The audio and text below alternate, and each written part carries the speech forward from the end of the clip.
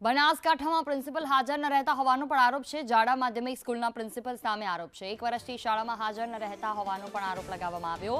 પ્રિન્સિપલની ભૂમિકા પરમાર સામે ગ્રામજનોમાં આરોપ છે અને અનેક રજૂઆત છતાં કોઈ ઉકેલ ન આવતા સ્થાનિકોમાં રોષ છે। શિક્ષણ વિભાગ દ્વારા વહેલી તકે તપાસની માંગ ઉઠી છે।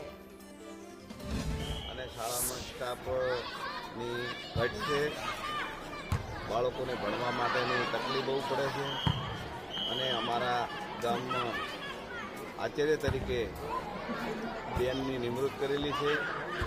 ક્લાસ 1-2માં આવે છે બેન।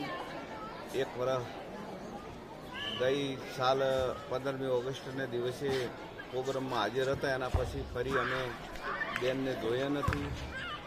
1.5 વર્ષથી બેન આવતા નથી।